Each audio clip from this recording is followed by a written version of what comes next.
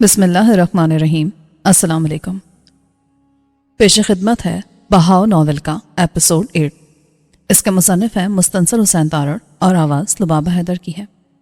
इस किताब के लिए हमसे ताउन किया है क्रस्ट ने।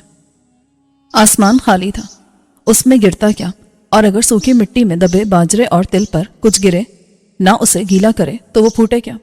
माती के वांगू चंद्रो झुरिया सूखे खेत में लेटे रहते और आसमान को तकते रहते, जैसे उनके तकने से वहां गुहर होगी और बादल बनेंगे। उधर ध्रुवा की दाढ़ी के बालों का गुच्छा हवा से उड़ता तो वो उसे अपनी थोड़ी के साथ पहले की तरह चिपकाने की कोशिश बिल्कुल ना करता, बल्कि गुमसुम बैठा रहता। वो अब सोते में यम कुत्तों को देखना भी भूल गया था। पहले की तरह बस्ती वाले चारे के गट्ठे दीवार के साथ जोड़ जाते और वो उन्हें एक एक करके उठाता, अंदर बाड़े में ले जाता, जहां जेबू बैल अपनी मस्त आंखें झपका झपका कर अपनी खुशी या उदासी का इजहार करते। पर अब ध्रुवा बड़बड़ाता रहता। उसे भी पानी ना बरसने का दुख था। ये तो नहीं कि पहले कभी ऐसा हुआ नहीं था। एक दो बार ऐसा हुआ था कि बस्ती के लोग कुदाल और कस्सी चला चला कर थक गए, पर मेना बरसा। और अब की बार ध्रुवा के अंदर कुछ बोलता था और कहता था कि ध्रुवा, ये तेरे लिए हो रहा है।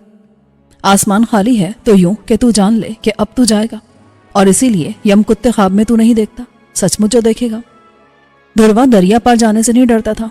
उसने बड़ा कुछ देख लिया था, कर लिया था, और अब तो वो घास फूस और सरोट हो गया था, ना किसी काम का ना काज का, चारे के उस गट्ठे जैसा जिस पर बैल मुंह चलाने को था। पारोशनी के अंदर तो हिलजुल थी। दरिया के बीच टीला ऊंचा होता जाता था। जब से उसने आंख खोली थी और आसपास देखा था, तब से तो ऐसा नहीं हुआ था कि बाजरे की फसल के लिए महीना उतरे। वो छप्पर तले सीधी लेटी रहती, उसके कान बाहर गली की चुप धूल पर लगे रहते कि अभी उस पर कोई आवाज गुम होगी। 1 2 3, फिर बेअंत टिप टिप। पर ऐसा होने से पहले तो पूरब की हवा ठंडी होती थी और छप्पर तले लेटे भी पता चल जाता था कि अब धीरे धीरे रोशनाई कम होगी और ठंडक वाला अंधेरा गहरा होगा। फिर पसीना आएगा, गुमा होगा रुखों के अंदर वाला, और फिर टिप, पहली और दूसरी बेअंत। पर इस बार पता नहीं क्या हुआ, और उसके अंदर किसकी हिलजुल थी, कौन ठहरा था उसके अंदर, वर्चन या सुमरो? वो नहीं जानती थी और ना उसे परवाह थी।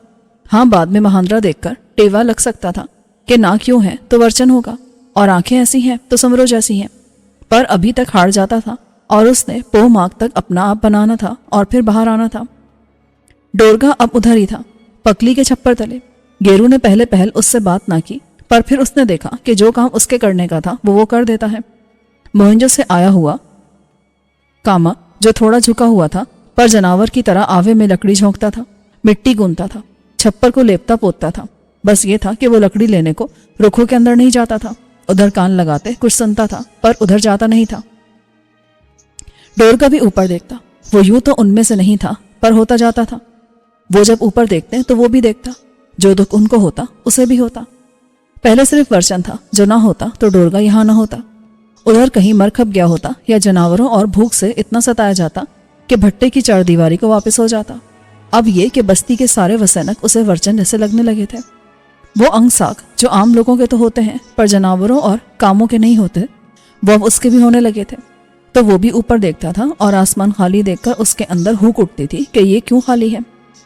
पकली के दांत कम हो रहे थे, पर उसके होठ उसके काबू में नहीं आते थे। वो मुस्कुराती थी कि आखिर को उसे भी एक ऐसा मर्द मिला जो उसे दिन को भी और रात को भी सुखी रखता था। आसमान खाली रहने का सबसे थोड़ा दुख पकली को था, उसके बर्तन भांडे जो सूखते थे। मोर अब इतनी ऊंची आवाज में बोलता जैसे वो रुखों को छोड़कर बस्ती में आन निकला है। वर्चन एक बार फिर बस्ती छोड़ना चाहता था। हम कोई रुख हैं कि एक जगह पर जमे रहे, कच्छू हैं कि दरिया में से रेंग कर किनारे के सरोटों में और फिर वापस दरिया में। और वो हरियोपिया को जाना चाहता था। पिछली बार ऐसा हुआ कि उधर एक इतना बड़ा पानी आ गया कि सारा हरियोपिया कई रोज तक उसमें डूबा रहा, और जब पानी उतरे तो वहां के बासी गलियों से कीचड़ उठाने में जुट गए। जिनके घर कच्चे थे वो तो सारे के सारे बह गए, पर हरियोपिया के ज्यादा लोग पक्की ईंटों में रहते थे, इसलिए उनका बचाव हो गया। सिवाय उसके कि पानी उनके अंदरों में आया और रेत और मिट्टी छोड़ गया। बस यही वो दिन थे जब वर्चन उधर गया था, और फिर बड़े पानी की 10 पाकर 40 कोस परे से ही मोहिंजो को चला गया। वो मोहिंजो के पास चन्नू डोरो भी जाना चाहता था, पर अभी नहीं। अभी वो उसे देखना चाहता था जो पारोशनी में था, और देखना चाहता था उसकी नाक उस जैसी है या सुमरो जैसी। उसने पकली को कह रखा था कि तू उसके लिए बंदर और बैलगढ़ बना और पका कि वो आने को है, और समरो भी यही देखना चाहता था। रुखों के अंदर जो पत्तों बूटों की नमी थी वो भी सूख गई थी और मासा जुबान बाहर निकाले हाँपता था। लिंग चढ़ावों में दबा रहता था। लोग भिक्षु से कहते, तू पानी की जुबान जानता है, उससे बात कर सकता है तो बात कर। चीवा के अंदर पहले शक ही शक था और फिर वो उक्का खाली हो गया। वो पहले ही बस्ती से बाहर अपने छप्पर में था और अलग थलग था, पर अब उसे कोई ना देखता। उसकी भेड़ बकरियों को शायद उसके साथ कोई उंस था जो उसे छोड़कर नहीं गई। उसके छप्पर के आसपास ही रहती, पर वो उनसे भी अलग हो गया था। जिस रोज वर्चन मोहंजो से लौटा था, बस उसी रोज सवेरे गागरी उसके पास आई थी। उसी रोज देख चीवा, वो बोली थी, वहां बस्ती से परे जहां मिट्टी के कब्रिस्तान जमीन में है और उनमें वो हैं जो हमारा अंग साख थे, वहां एक पत्थर है जो मेरा अंग था और तुम में से था। चीवा ने कहा था, तू आज तक तो बोली नहीं। मुझे पता था कि तुम उधर जाती हो और उस पत्थर को अपने नेरों से गीला करती हो, पर तुमने आज तक अपने मुंह से कोई बात नहीं की, तो अब क्या हुआ है? पता नहीं अब क्या हुआ है, पर आज मैं पारोशनी और माती के तीनों के साथ रुखों में जा रही हूं, भैंसे के पीछे, और वो आज मुझे याद आता है। शाम को वर्जन बरसों बाद बस्ती में लौटा तो वो गागरी को उठाए हुए था और फिर उस पत्थर के साथ में उसका मर्तबान भी दबा दिया गया था। अब वहां वो दोनों थे और चीवा यहाँ। चीवा ने गागरी के बारे में कभी इतना ना सोचा था कि वो भार बन जाए। वो आती थी और अपने आप को शांत करवाकर चली जाती थी, बस उनका इतना ही मेल था। मेल तो बस इतना ही था, पर उसके चले जाने से चीवा गुम हो गया था। वो छप्पर से अगर बाहर आता तो उसके साथ टेक लगाकर डोबो मिट्टी के साथ फैले हुए रुखों को देखता रहता, और उन रुखों में मासा था। और एक रोज वो भी रुखों में चला गया। मामन मासा। उसने मुंह पर हाथ रखकर यहां वहां हर जगह खड़े होकर, बैठकर, झुककर उसे पुकारा, और आखिरकार मासा एक रुख पर से उसके ऊपर आ गिरा और उसकी गर्दन का मनका टूटते टूटते बचा। अब तुम यहां भी आ जाते हो, यहां भी आ जाते हो? मासा दांत निकोस कर बोला। मैं उधर आता हूं। नहीं तो तुम इधर क्यों आ जाते हो? मासा के तन पर कोई लीड़ा ना था। उसकी स्याह चमड़ी अब झुर्रियों की प्यासी और सूखी जमीन थी, कटी फटी और घाव वाली। दांत होठों के काबू में ना रहते थे और उसकी खोपड़ी का मांस ढीला पड़ गया था। तुम्हें पता है मामन कि मेरे सर में रत यूं दौड़ती थी कि किसी के सर में क्या दौड़ेगी। मैं अपने छप्पर तले अलग थलग और शांत था, और मेरे सर में मेरी अपनी बस्ती थी जिसमें मैं रहता था। तो मामन फिर मुझे कुछ हुआ। मुझे पता है, मुझे पता है। मामन हंसकर बोला, तुम्हें पता है कि क्या हुआ? हाँ, मैंने ऊपर से रुखों में बैठे हुए उन्हें देखा था, उन पांचों को जो उसके पीछे जाते थे। तुम्हें पता है ना किसके पीछे जाते थे? जिसके मेल को डोरगा आया था पर रथ में भीग कर चला गया। उसे कोई कुछ नहीं कह सकता। वो नानको है, हमारा पालनहार है, और वो पांचों उसके पीछे भागते थे। मासा एकदम चुप हुआ और इतने जोर जोर से सर खुजाने लगा कि उसकी स्याह खोपड़ी में सुर्ख झुरटे पड़ गई। नहीं करो मासा। चीवा ने उसका हाथ थाम लिया। अच्छा, नहीं करता। तुम कहते हो तो नहीं करता, पर स्वाद आता इस तरह खुजली करने से। तो फिर क्या हुआ मामन? किसको? गागरी को। हाँ, वो गीले सड़ते पत्तों पर औंधी पड़ी थी और सोचती थी कि शायद मुझे कोई देखे या ना देखे। मेरे पीछे वो आते हैं, मैं रास्ते में हूं और वो देख लेंगे, पर उन्होंने ना देखा और वो पास से चले गए। उसकी गर्दन से पीठ को मिलाने वाले मन के टूट गए थे और वो बस सोच सकती थी, पर वहां से हिल नहीं सकती थी। और फिर उसकी कुंड पर एक मकौड़ा चलता था, मैंने देखा था। तो फिर तुमने उसे उठाया क्यों नहीं? मैं क्यों उठाता? क्यों उठाता? मासा ने अपनी उंगलियां सीधी की, अपनी टेढ़ी मेढ़ी उंगलियां जिनके साथ नाखून लटकते थे सीधी की और चीवा की आंखों में चुभो दी। फिर चीखता हुआ इमली के एक गंजे रुख पर जा बैठा और हंसने लगा। चीवा ने दर्द के जोर से आंखों को बंद रखा और उनमें से पानी बहता रहा। उसे कुछ सुझाई न दिया, सिर्फ मासा की हंसी सुनाई देती रही। जब पानी और दर्द की लाली उसकी आंखों से दूर हुई तो उसने ऊपर देखा, जहां मासा अब भी हौले हौले अपने आप के साथ खामोशी से हंस रहा था। मामन मासा, चुप। मासा ने उसे डांटा, चुप। वो क्यों आई थी रुखों में? मैं उसे क्यों उठाता? मैं वहां नहीं जाता तो तुम क्यों आ जाते हो? सुन चीवा, पारोशनी कहती थी कि तू यहां क्यों है, और मैंने पूछा था तू वहां क्यों है, तो बोली वहां घाघरा है, पानी है। तो मैंने कहा था अगर घाघरा ना हो, पानी ना हो तो मैं इसीलिए इधर आ गया हूं, और जो इधर आ गया वो आ गया। मासा ने अपनी टेढ़ी टांगों को पिचके पेट में भींचा और एक छलांग लगाकर दूसरे रुख पर जा बैठा। फिर वहां से तीसरे पर चला गया। उसने वहां से पीछे मुड़कर देखा तो चीवा वहां खड़ा था। जाते क्यों नहीं? मैं भी इधर आ गया हूं। किधर? किधर? मासा ने हैरत से आंखें घुमाई। यहां रुखों में। अब मैं भी वापस नहीं जाऊंगा। मासा फौरन चुप हो गया। उसने कान लगाकर उन सारी आवाजों को सुना जो रुखों में थी, पखेरों की, पत्तों बूटों की, और उनकी जो कभी उन रुखों में से गुजरे थे। और उसकी जो किसी अंधेरे झुंड में बैठा था। उसकी आंखें लशकती थी, उसका स्याह जुस्सा उस अंधेरे में लौ देता था और सारे में उसकी बात थी जो बताती थी कि वो वहां है। मासा कान लगाकर सुनता रहा और फिर धीरे धीरे नर्म पांव से रुक के गंजे तने पर चलता हुआ नीचे उतरा और चीवा के पास खड़ा हो गया। उसकी महीन बुझती आंखों में पानी तैरता था और पानी उसकी हड़बों में गिरता था। जो आ गया वो आ गया। उसने चीवा का हाथ पकड़ लिया। उन दोनों से परे, उन दोनों को ना जानते हुए उधर से वर्चन भी गुजरा। वो रुखों के अंदर उस जगह जाता था जहां पर उसके माई बाप बूढ़े होकर मरने को आए थे और वो दोनों एक खोखले तने में घुसकर बैठ गए थे और मर गए थे। वहां अब भी उन दोनों के पिंजर पड़े हुए थे। बस्ती में कोई ना जानता था, रुखों में सिर्फ मासा जानता था। और वर्चन चोरी छुपकर कभी कभी जब वो दुख में होता तो माई के पिंजर को उठाकर उसके साथ लिपटता और उसके दुख कम होते। जो आ गया वो आ गया। मासा ने चीवा का हाथ पकड़ लिया। सावन भादों का गुम्मा उसका पिंडा खुलाता था और वो अपना मोटा होठ दांतों तले दाबे जमीन में कनक के दाने रखती थी। हथेली से मिट्टी समेटती उन्हें ढकती थी। खोदी हुई मिट्टी पर वर्चन का पसीना गुम हो चुका था, पर वो उस पर गिरा था और वो एक कसी के साथ जमीन को खोदता जाता था। उससे परे पारोशनी कनक का थैला कंधे से लटकाए जमीन पर बैठी किसी मोटी भूकड़ की तरह हिल हिलकर आगे होती थी और खोदी हुई जमीन में कनक के दाने गिराती जाती थी। वो बहुत दिनों से झील की तरफ भी नहीं गए थे और झील सूखती थी। हर दिन उसे के 4 चफीरे एक सफेद दायरा बनाता था। जहां कल पानी थे वहां से उतरे तो अब वहां एक दायरा था कि पानी यहां होते थे। वो बहुत दिनों से उधर नहीं गई थी, उधर जहां परिंदे मरने को आ जाते थे। उनकी हड्डियों का वो ढेर अब और ऊंचा हो गया होगा।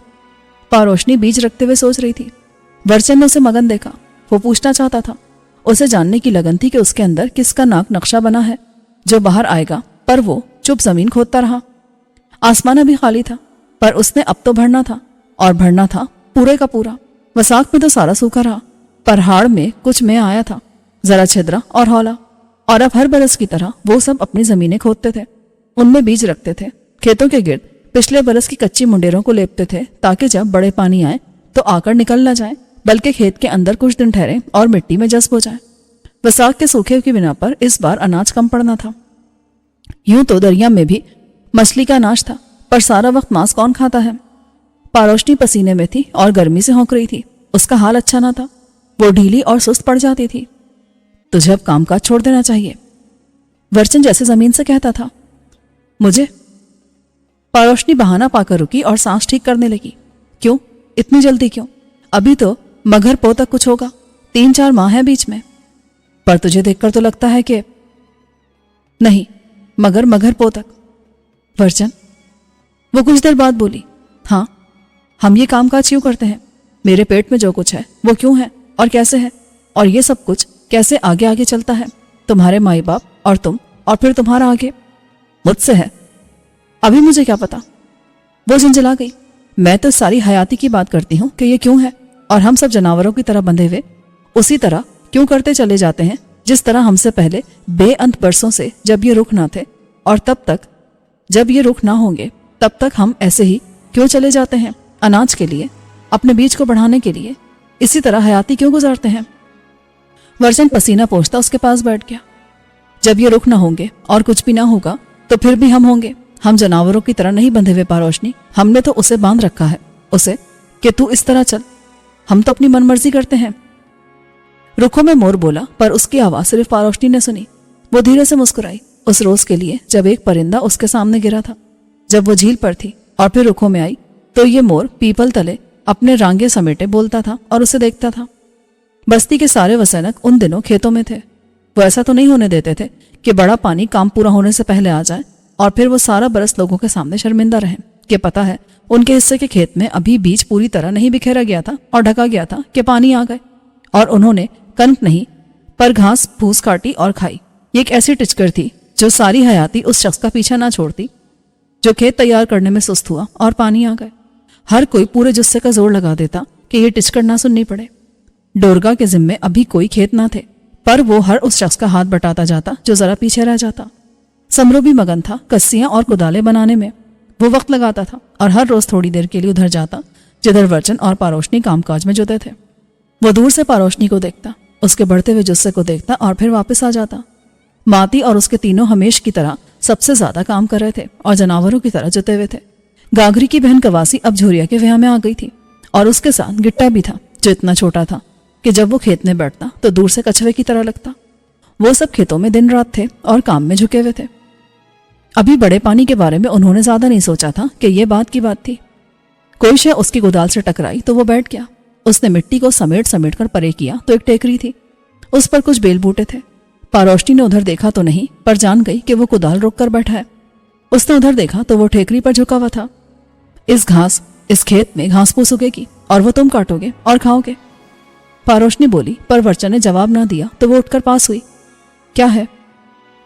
मैं जब मोहंजो से आया था तो टोरगा भी, तो रास्ते में वयारना की पुरानी बस्ती के निशान थे। वहां जो ठेकरियां थी तो बस ऐसी थी, बिल्कुल ऐसी। पर ये तो पकली के आवे का कोई घड़ा है या झंझर है जो टूटकर मिट्टी में था और तुम्हें मिला। वर्चन ने सर हिलाया। नहीं, ये कुछ और है और कहीं और का है, यहाँ का नहीं है। कहीं और का? कहाँ का? पता नहीं, पर हमसे भी पहले बहुत कुछ था जो ना रहा, और बस्तियां थी और उनमें वसैनक थे, मुझ जैसे, तुम जैसे। और उन बस्तियों का क्या हुआ? पारोशनी डरते हुए बोली। और हमारा क्या होगा? वर्चन ने पारोशनी के डर को देखा तो उसका दिल नर्म हुआ कि ठेकरी तो पकली के किसी बर्तन की है, मैं तो यूं ही कह रहा था। नहीं, मैं पकली के उलेखने को जानती हूँ, जो बेल बूटे वो बनाती है उन्हें जानती हूँ। वो तो मेरे जुस्से पर बने हैं, और तुमने झील के पास चांद की रोशनाई में उन्हें देखा था कि मैं एक रुख लगती थी जो गिरा हुआ था। तो इस ठेकरी पर बेल बूटे नहीं जो पकली बनाती थी। फिर ये कोई और पकली थी जो यहीं इसी घाघरा के किनारे थी, और वो जो कुछ उलेखती थी वो बेअन जमानों से चला आता था। और फिर कुछ हुआ, कुछ टूटा, और ये बेल बूटे जो हम देखते हैं कहीं से आए। ये कोई और पकली थी। डोबो मिट्टी के पार रुखों की हरी दीवार में से दो सर निकले जो मासा और जीवा के थे। जो आ गया वो आ गया, और उनके सर फिर रुखों में गुम हो गए। मियाऊं। मोर अब बोला तो उसकी आवाज वर्चन ने भी सुनी, और उसने पारोशनी की तरफ देखा। पारोशनी सर झुकाए बैठी थी और जानती थी कि वर्चन उसे देखता है।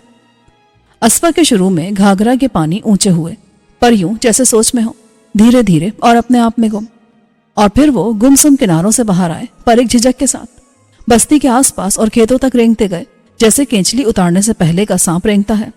अब उन्होंने कई रोज उधर ही रहना था, खेतों और जमीनों में और बस्ती में। सब लोगों ने अपने छप्परों में आलकस के मजे में ऊँगते रहना था।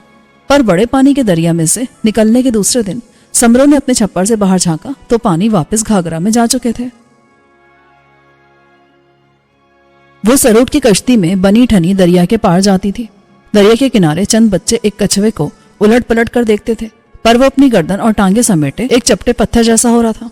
पानी कम था, पर जितना था उसमें माग का पाला ऐसे घुला हुआ था कि उसे हाथ नहीं लगता था। बस्ती से परे पकली के आवे की तरफ दरिया का पार चौड़ा था। वहां किनारे के साथ पानी कम था, और उसमें से लोग नजर टिकाकर मछली को ताकते थे, फिर सांस रोककर उसे झपट लेते थे। पर उनसे वो पखेरु ताकने में आगे थे जो दरिया की सतह पर उड़ते रहते, और फिर ऐसे गिरते जैसे मरकर गिरते हों, पर वो मछली पर गिरते और उसे पानी में से निकाल कर ले जाते। समरों ने उसे सरोट की कश्ती में बैठते देखा तो ये जाना कि वो पानी पर रुककर बस्ती को देखने जाती है, और वहां पानियों पर तैरते हुए उनकी बस्ती बहुत भली लगती। उसके पीछे, पर बहुत पीछे, रुख नजर आते, पर थोड़े, और वो पुरानी दीवार जो कभी बड़े पानियों को रोकने के लिए बनाई गई थी। दरिया के बीच तक जाके सब अपनी कश्ती वापस करते, क्योंकि उससे आगे रास्ता ना था। रास्ता तो था, पर उधर जाना नहीं था। दूसरा किनारा दिखाई तो देता था, पर आज तक कोई भी उधर गया नहीं था। क्यों? जो चले जाते हैं तो वो दूसरे किनारे पर ही तो चले जाते हैं। तो भला सांस चलता हो तो अच्छा भला बंदा क्यों उधर जाएगा? उधर तो वो जाते थे जिनके लिए कश्ती वाला आ जाता था कि आओ, मैं तुम्हारे उडेक में हूँ, मैं तुम्हें पार ले जाता हूँ, तुम जो कुछ कर रहे हो और जहां भी हो उठो और चल दो, कि मैंने और बहुत सारों को तुम्हारे बाद उधर पार लेकर जाना है। और उधर पार तो वो सब थे जो कभी थे, पता नहीं कितने, और वहां वो कैसे थे ये कोई नहीं जानता था, क्योंकि उधर आज तक कोई गया नहीं था। वो कल रात माती के आगे लेटी थी और माती ने उसके जुस्से को देखा भाला था। बस ये आने को है, उसने बताया था, मुझे बुला लेना। पर पारोशनी ने उसे नहीं बुलाया था। आज सवेरे जब दर्द ने उसके जुस्से को चीरना शुरू किया और उसे यूं लगता था जैसे उसके दो हिस्से वखरे वखरे हो जाने हैं, तो वो जान गई कि अब ये होने को है। पर उसने माती को नहीं बुलाया जो इस काम की जानू थी और जिसका हाथ बड़ा पक्का और साफ था। वो तो अब दरिया पार अपना बच्चा जनने को जाती थी।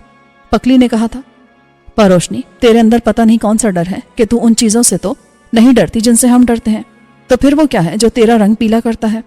तू शगन कर ले कि तेरा बच्चा कैसा होगा। कहीं से चिट्टा सफेद पखेरू ले आ, उसकी गर्दन काटकर जमीन पर फेंक, तो अगर वो अपनी पीठ पर मरे तो जान ले कि यम के कुत्ते तुम दोनों के पीछे आते हैं, और अगर औंधा हो जाए तो सब ठीक होगा। उसने छप्पर में से निकलने से पहले अपने आप को श्रृंगारा। पहले वो अपने कुएं के मुंडेर पर बैठकर सिलेट की चिकनी मिट्टी जुस्से पर मलकर नहाई, और उसमें बड़ी मस्त महक थी जिसने उसके सीने और पेट को नरम किया। फिर उसने सुरमे से आंखें भोर काली बनाई, फिर सीसा पानी अपने मुंह पर लगाया तो उसकी रंगत चिट्टी सफेद हो गई। उसके हाथों में कंगन तो हमेशा रहते थे, पर अब उसने पाँव में झांझर और कड़े और नाक में कील और गले में हमेल पहने। वो अपने बच्चे को दरिया के दूसरे किनारे जाकर जन्ना चाहती थी ताकि वो उन सबसे अलग हो। उसने सोच लिया था कि वो उसका नाम करूमो रखेगी। पहले मोटे बाजरे के दाने मिट्टी में पड़े रहे और मेह ना पड़ने से भूनकर राख हुए, और फिर कन भी मिट्टी में मिलकर मिट्टी हुई कि बड़े पानी आए और पीछे हो गए। वो कश्ती चला रही थी। उसके जिस्म में एक तराट इस तरह तैरी कि वो अपनी कमर के बल गिर गई। कश्ती बीच दरिया में थी और उसके बहने के साथ साथ हौले से बहती थी। वो अपने आप को दबाती, सांस रोकती, औंधी पड़ी रही। उसके माथे और उसके पूरे जुस्से पर उसके अपने पानी तैरते। वो उनमें भीगती, जोर जोर से सांस लेती रही। उसके कान सरोट की कश्ती के साथ लगे थे और वो बहाव को सुन रही थी। ये बहुत मध्यम था, जोर में नहीं था। पाले की रुत में ऐसा ही होता था, पर जोर कुछ कम था। जब उसकी दर्दें हौले पड़ी तो वो संभल कर बैठ गई और चप्पू से कश्ती को आगे करने लगी। समरो ने देखा कि पारोशनी की कश्ती दरिया के बीच से आगे जाती है।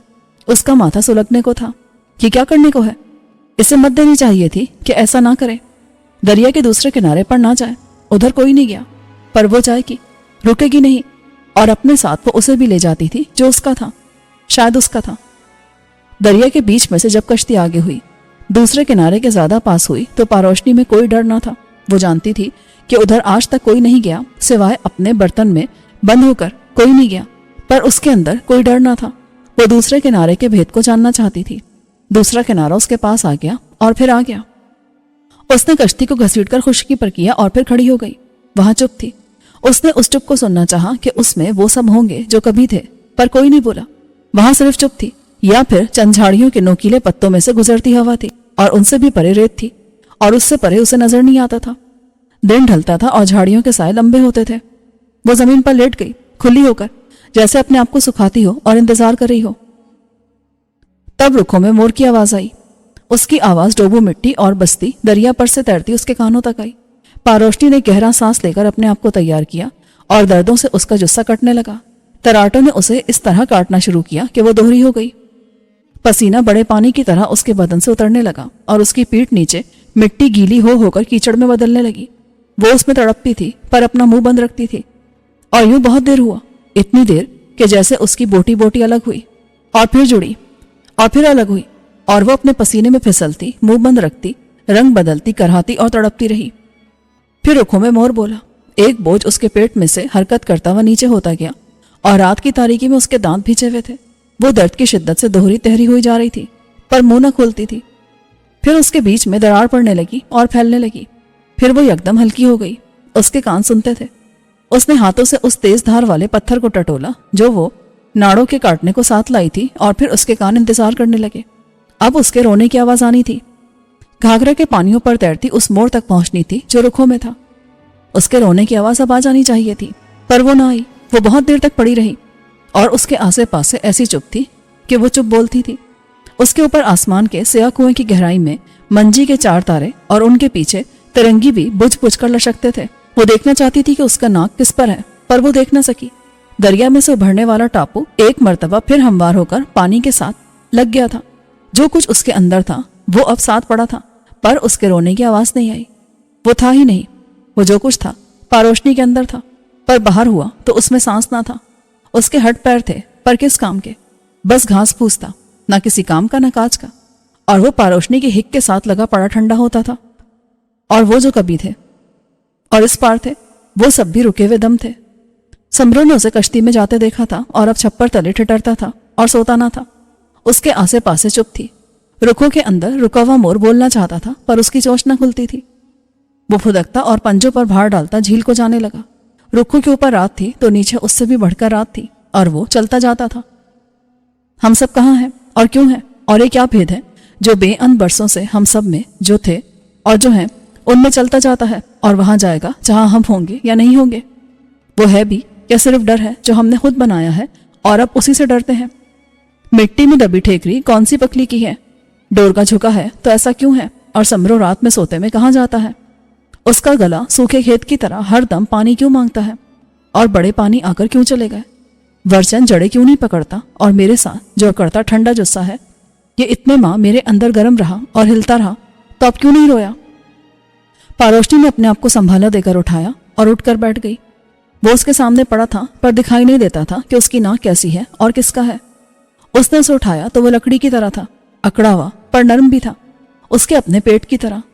उसने उसे उठाया और चली और कश्ती तक गई। उसे अंदर रखकर कश्ती को धकेला और जो ही वो घाघरा के सांस रोके पानी पर तैरी तो वो उसके अंदर बैठ गई और उसे खेने लगी, पर ऐसे खेती थी जैसे नींद में हो। पकली देख, तेरे आवे से उठने वाले धुएं से ज्यादा स्याह रात में मैं हूं। और बता, तू इतनी मिट्टी कहाँ से लाएगी जिसके साथ इसके दबाने को बर्तन बनाएगी? ये ऐसा है कि इसके लिए एक पहाड़ की मिट्टी भी पूरी नहीं होगी। इसे दबाने से पहले मैं इसे खाट पर रखूंगी जिसके पाए ना हो, और उस पर सफेद कपड़ा बिछा होगा। मैं कुएं के घेर जितनी जगह को गोबर से लेपकर उस पर घास डालूंगी और उस पर कनक के दाने, ताकि कव्वे उन्हें खा लें और तुम्हें ना खाएं। पकली, तू मेरा साथ दे और इसके लिए इतना बड़ा बर्तन बना दे कि मैं भी उसके साथ मिट्टी में दाबी जाऊं। तुम सब जो चुप हो, पूछने आए हो कि वो कहाँ है। वो तो इस कोख में यूं ठहरा जैसे एक पहाड़ की खो में हिरन आबाद हुआ। कुछ देर ठहरा और फिर चला गया। पानी में कोई शय गिरी और फिर एक शपाक जैसी आवाज आई, पर पारोशनी कहाँ सुनती थी। कुछ पानी में गिर रहा था और कुछ हवा में तैरता था। कश्ती के साथ कुछ गिरा तो गिरने से पानी उछला और छींटे पारोशनी पर पड़े। वो कब महसूस करती थी? चुप में कुछ गिरता था। मैं खुद गिरती हूँ घाघरा में, और ये मेरे गिरने की आवाज है। मैं डूबती हूँ और पानी में हूँ। तब पारोशनी के सर पर से कुछ गुजरा और उसके कंधों को कुछ छुआ। फिर उसने सुना कि शाय शाय की कुछ मध्यम आवाज थी जो हवा को काटती थी, और उसके साथ पानी में बार बार कुछ गिरता था। जैसे धूल पर मेह के मोटे कतरे गिरे तो वो गुम होते हैं। पारोशनी चप्पू चलाती थी तो शोर होता था। उसने उन्हें पानी से उठा लिया और सुनने लगी। धीरे धीरे जो कुछ गिरता था वो बढ़ता गया, जैसे मेह की पहली टिप टिप के बाद वो ज्यादा उतरता जाए। घाघरा की स्याह दिखती जमीन पर गिरने की बेअंत आवाजें धीरे से उभरती थीं, और फिर परों की पोटली कश्ती में आ गिरी। पारोशनी की पीठ के साथ लगकर ठंडी हो गई। उसने उसे छुआ तो वो मरा हुआ था। वो बेअंत थे और आसमान को ढके हुए थे, इस तरह और ऐसे ढके हुए थे जैसे सिर्फ एक पर है जो पूरे आसमान पर छाया उसे ढक रहा है। वो इतने थे कि रात के अंदर एक रात और करते थे, और उनके परों की शूकर बेहद मरने वाली थी, बहुत धीमी और रुकती हुई और शोर के बगैर थी। वो अलग अलग ना दिखते थे पर एक दिखते थे, जो बहुत बड़ा है और सारे आसमान पर है। पर जब वो गिरते थे तो फिर जाना जाता था कि ये बहुत सारे हैं, क्योंकि उनमें से एक अलग होकर नीचे आता था और घाघरा के पानियों में सुराख करके नीचे चला जाता था, और फिर वो सुराख बराबर हो जाता था और वो उसका हिस्सा बन जाता था। अंधेरे के अंदर अंधेरे में पारोशनी उन्हें पूरी तरह देख नहीं सकती थी, पर वो आंखें फाड़कर उन्हें देखना चाहती थी कि ये कहाँ से आ गए हैं, इतने ढेर सारे, और इन्हें घाघरा में गिरने की जल्दी क्यों है, वो क्यों गिर रहे हैं। वो बेअंत थे और उसकी कश्ती के आसे पासे घाघरा के पानियों पर गिरते जाते थे, और उस स्याह रात के अंदर एक और रात करते थे जो उनके परों के फैलने और सुकड़ने से वजूद में आती थी। उस रात में उनके परों के फैलने और सुकड़ने से हल्की हल्की हवा चलने लगती थी और फिर रुकती थी, जैसे वो सब सांस लेते हों, पर ये उनके परों की शोकर में से निकलती मध्यम हवा थी। वो उसकी कश्ती के आसपास आसमान से इस तरह गिरते थे जैसे वो उसके अंदर से बाहर को गिरा था। वो बोलते ना थे, चुप थे और गिरते जाते थे। पारोशनी ने उस एक को उठाया जो कश्ती में गिरा था। उसका जुस्सा ठंडा हो चुका था, मगर की रात में वो ठंडा हो चुका था। वो डूबते थे कि वो आसमान पर अपना आखिरी दम लेते थे और फिर मुर्दा होकर नीचे पानी में आ गिरते थे। ये तो झील पर गिरा करते थे, उन पानियों पर जो खुश्क होने को थे। अब ये बहते दरिया पर क्यों गिरते हैं? आसमान में उन्होंने एक और रात कर रखी थी और उनके परों की शोकर उखड़े हुए सांस की तरह मध्यम मध्यम आती जाती थी, और वो तेज बरसते मेह की तरह नीचे आते चले जाते थे, और उनके गिरने से घाघरा की सतह में बेअंत गड्ढे बनते थे और गुम होते थे, और पानी जो उनके गिरने से उड़ता था कश्ती में बैठी पारोशनी पर पड़ता था और उस पर भी पड़ता था जिसमें दम ना था। पारोशनी ने पहले उसे उठाया जो उनमें से एक था, जो उसके आसे पासे रात के अंदर एक और रात करते थे और जिनके परों की शोकर उखड़े सांस की तरह मध्यम मध्यम आती जाती थी, जो बेदम होकर पानियों में गिरते जाते थे। और फिर उसको उठाया जो रोया ना था, और वो कश्ती पर से झुकी और उन्हें घाघरा में डाल दिया।